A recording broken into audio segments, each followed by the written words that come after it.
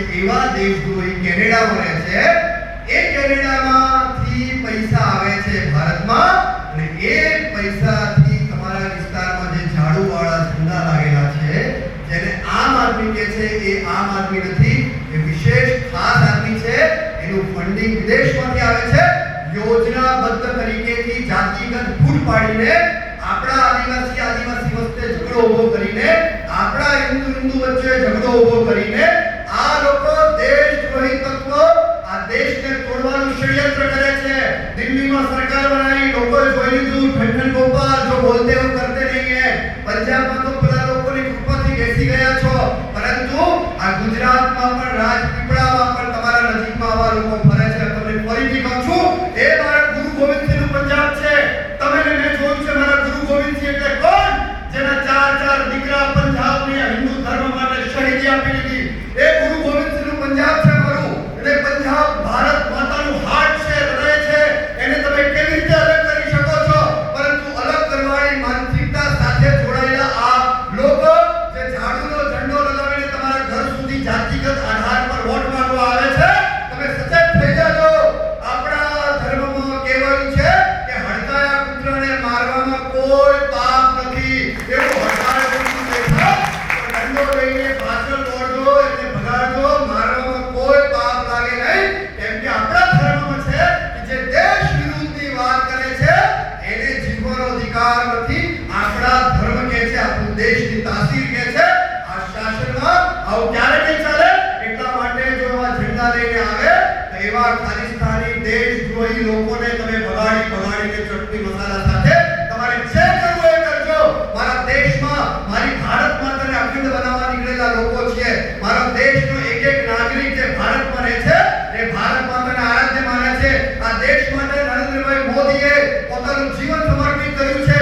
એને જન્મથી અત્યાર સુધી જોઈ લો, જે માણસે 13 વર્ષ મુખ્યમંત્રી રહ્યા છે અને 11 વર્ષ પ્રધાનમંત્રી તરીકે કામ કરે છે, જે માણસને તમે ક્યારેય નહીં સાંભળ્યું હોય કે આજે શરદી ખાંસી થઈ છે, નરેન્દ્રભાઈ રજા પર છે, આજે નરેન્દ્રભાઈને તાવ આવ્યો છે, આજે તો નરેન્દ્રભાઈ રજા પર છે, આજે નરેન્દ્રભાઈ ફરવા માટે ગયેલા છે વિદેશમાં, એવું તમે ક્યારેય નહીં સાંભળ્યું હોય. એ કયા માટીનો બનેલો હશે તમે વિચારો કે જેને આટલા વર્ષોમાં એક રજા નહીં પાડી અને ભારત માતાની સેવા માટે વિરત લાગેલા રહે છે. આ શબ્દ એટલા માટે રહે છે કે વેદનામાંથી એ જન્મ છે એમનો. એ વેદનામાંથી દેશભક્તિ જન્મી છે ને દેશભક્તિના સંકલ્પ સાથે કે मैं जीऊंगा तक देश के लिए और मरूंगा तो भी देश के लिए, मैं देश को नहीं झुकने दूंगा. और એ સંકલ્પ સાથે નરેન્દ્રભાઈ નીકળેલા છે. મને વિશ્વાસ છે કે આવેલા એક લોકોનો અહીંયા એક પ્રબુદ્ધ જનોનો મને વિશ્વાસ છે કે નરેન્દ્રભાઈના સાથ આખા 140 કરોડ લોકો ઉભા છે. પરંતુ આપણા વિસ્તારમાં જેટલા પ્રબુદ્ધ લોકો છે આ વિષયને ઘર ઘર સુધી પહોંચાડવાનું છે કે આપણા નરેન્દ્રભાઈ જે સમાજ માટે, જે રાષ્ટ્ર માટે કામ કર્યું છે, જે આદિવાસી સમાજ માટે મારા ભગવાન બિરસા મુંડાનું કોણ બિરસા મુંડાજીને લાવી ગયા. બિરસા મુંડાજીનું જે જીવન ચરિત્ર છે, બિરસા મુંડાજી જે સમાજ માટે કર્યું, ભગવાન બિરસા મુંડાજીએ જે દેશ માટે કર્યું, એની ગાથા લાવવાનું કોઈ હોય તો નરેન્દ્રભાઈ છે. અને ભગવાન બિરસા મુંડાના જન્મસ્થાન પર જઈને જેને જાહેરાત કરી કે ગૌરવ દિવસ બનાવવાનો હોય, આ પહેલા પ્રધાનમંત્રી છે તેને ભગવાન બિરસા મુંડાનો મસ્તક લગાવીને ધરતી પર અને તિલક કર્યું હોય તો આપણા નરેન્દ્રભાઈ મોદી છે. કહ્યું કે હમારા બિરસા મુંડા હે और ये जन जन तक इसकी वीरता की कहानी जानी છે. આવું કોઈ કર્યું આ નરેન્દ્રભાઈ મોદી છે જેને સમાજ માટે પોતાનું જીવન આપી દીધું છે. આપણા આદિવાસી સમાજ માટે જે પટ્ટા પર જે જૂના લોકો તમને જોયા છે, ફેરો લઈને કેટલા ઘરે રોકાયા હશે, કેટલા ઘરોમાં જમ્યા હશે અને કેટલા પરિવાર સાથે સંપર્કમાં હશે. એવો વિરાટ વ્યક્તિત્વ આપણા વચ્ચે મોટું થયેલું, આપણા વચ્ચે કામ કરેલું હોય ને એ નરેન્દ્રભાઈ સાથે આપણે ઉભરવાનું છે. છેલ્લી વાત મારી કરીને વાતને ગાથા બહુ લાંબી છે, પરંતુ છેલ્લી વાત કરીને મારી વાણી પૂરી કરું છું કેમ કે મારે ક્લિયર પૂરી કરવાનો ઘડિયાળનો સમય ખબર નહીં. પરંતુ છેલ્લી વાત મારી કરીને પૂરી કરું છું કે તમે બધા સતર્ક થઈ જજો. મેં કહ્યું ને તમારે ત્યાં શું થાય છે, સતર્ક થઈ જજો. એક વખત જંગલમાં એક ગઢરિયો ભીટો ચાટતો તમારે જંગલ છે ને ડાંગર હમણાં દર્શનની વાત કરતા હતા એવા જંગલમાં ગયો ભેટા ચાટતો જ્યારે પાછો આવ્યો ત્યારે ભેટો સાથે એક સિંહનું નાનું બચ્ચું આવ્યું. આપણે લોકો તો નાગ પાંચમી પર સાપને પણ દૂધ પાવાળા લોકો છીએ, તો એને પણ શું કર્યું પેલા ગઢરિયાએ એ ઘેટાના સાથે વાઘના બચ્ચાને રોજ દૂધ પાય, રોજ ઘેટા સાથે ફરવા લઈ જાય, રોજ દૂધ પાય. 1 વર્ષ 2 વર્ષ 3 4 વર્ષ થઈ ગયા.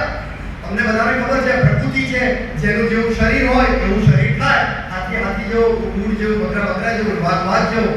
તો એ સિંહનું બચ્ચું સિંહ જેવું થયું, પણ કરે શું? રોજ એ ગડરિયા સાથે જાય, ઘેટા સાથે ચરે, ચરીને પાછું આવે. ચરે એટલે શું? ઘાસ જ ખાવા લાગેલું.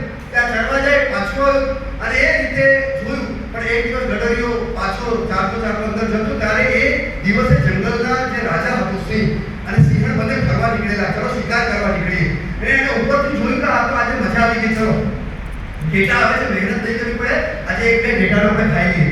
પરંતુ પેલા સિંહની નજર પડે છે ઘેટા વચ્ચે સિંહનું મોટું બચ્ચું એકદમ સિંહ છે. અરે આ તો આપણી કોમ જ હોય. પેલી સિંહણને કહે છે, આવો જો આ તો શિકાર વિકાર છોડો, આ તો આપણા સમાજની ઇજ્જતનો સવાલ છે યાર. ઘેટા વચ્ચે સિંહનું બચ્ચું ફરે કેવું લાગે? શું કરીએ? ચલો આજે પકડીએ, ઘેટા બેટા નહીં ખાવા, પેલા સિંહના બચ્ચાને પકડીએ કે આવું કેમ કરે છે? સમાજમાં મારી ઇજ્જત શું રહેશે?